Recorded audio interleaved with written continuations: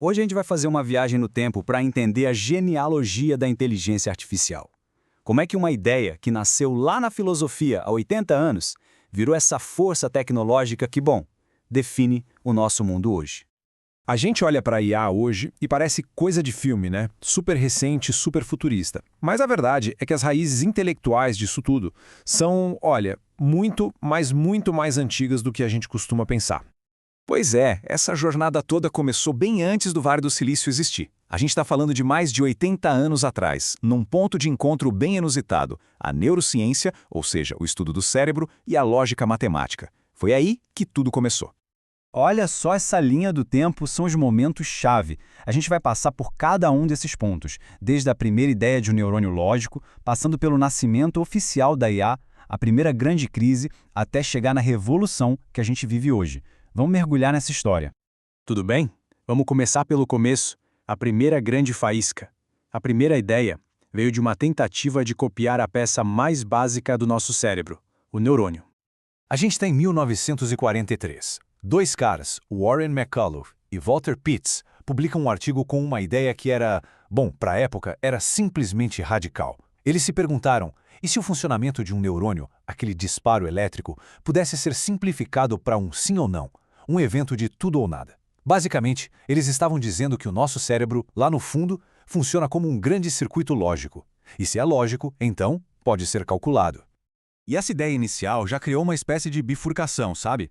Dois caminhos diferentes que o pessoal começou a seguir. De um lado, tinha a turma do McCullough e Pitts, focada em copiar o hardware do cérebro. A pergunta deles era, como a gente constrói um circuito que funciona igualzinho a um neurônio? Já do outro lado, com gente como Alan Turing, o foco era no software. A pergunta era outra. Será que uma máquina consegue se comportar de um jeito que a gente considera inteligente, sem necessariamente copiar o cérebro? E aí que entra o Alan Turing em 1950 e basicamente vira a mesa. Ele achava que a pergunta máquinas podem pensar era muito filosófica, muito abstrata. Então ele propôs algo bem mais prático, que ficou conhecido como jogo da imitação. A ideia era, esquece o pensar. A verdadeira pergunta é, será que uma máquina consegue nos enganar numa conversa a ponto da gente não saber se está falando com ela ou com uma pessoa de verdade?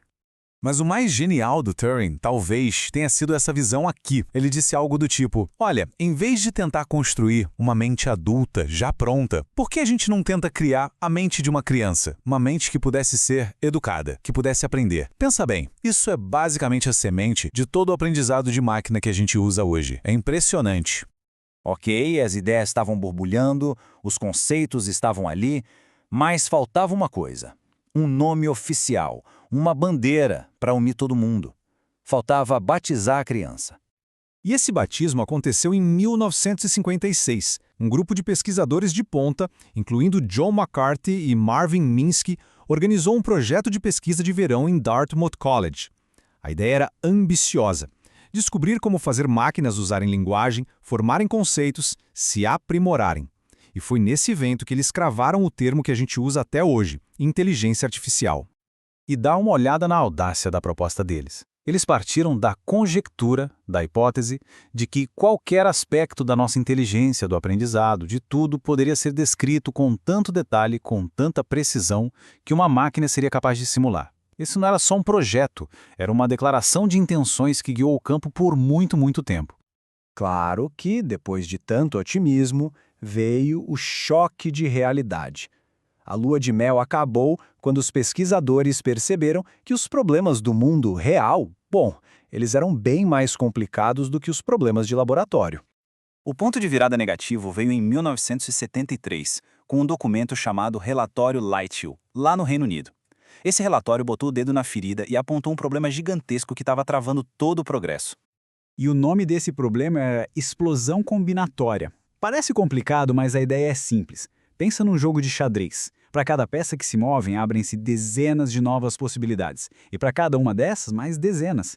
Em poucos movimentos, o número de futuros possíveis explode, vira um número astronômico. Os computadores da época simplesmente não davam conta. Eles se afogavam nesse mar de opções. E o resultado desse relatório foi devastador. O financiamento secou, o interesse diminuiu, foi o começo do que a gente chama de primeiro inverno da IA. Uma época de pouquíssimo investimento e progresso que durou quase uma década. Mas depois do inverno veio uma nova estação. E a abordagem que trouxe a IA de volta não tinha a ver com imitar o pensamento humano, não. Tinha a ver com força bruta, com puro poder computacional. O grande símbolo dessa nova era aconteceu em 1997. De um lado do tabuleiro, Garry Kasparov, o campeão mundial de xadrez, talvez o maior de todos os tempos. Do outro, o Deep Blue, um supercomputador da IBM. A estratégia do Deep Blue não era ser inteligente, era ser rápido, absurdamente rápido. Ele conseguia analisar 200 milhões de jogadas de xadrez por segundo. E o resultado? O Kasparov perdeu. A própria fala dele depois da derrota diz tudo. Ele sentiu que estava enfrentando um tipo diferente de intelecto. A vitória do Deep Blue provou uma coisa. Força computacional massiva podia sim resolver problemas que a gente achava que eram só para gênios humanos. Não era pensamento, era cálculo, mas um cálculo em escala sobre-humana. Agora a gente dá um salto grande no tempo, direto para a revolução que estamos vivendo. E tudo começou com uma ideia, uma arquitetura de nome curioso, que mudou para sempre o jeito como as máquinas entendem a linguagem. O ano é 2017 e pesquisadores do Google publicam um artigo chamado Attention is All You Need. A grande sacada foi a arquitetura Transformer. Antes, os modelos liam uma frase palavra por palavra, em sequência, o que era lento e perdia o contexto. O Transformer faz diferente. Ele olha a frase inteira de uma vez, e o mecanismo de atenção permite que ele pese a importância de cada palavra em relação a todas as outras, tudo ao mesmo tempo. É como entender o significado de uma pintura olhando para ela inteira, em vez de um pixel de cada vez. E essa capacidade de processar tudo em paralelo foi a virada de chave.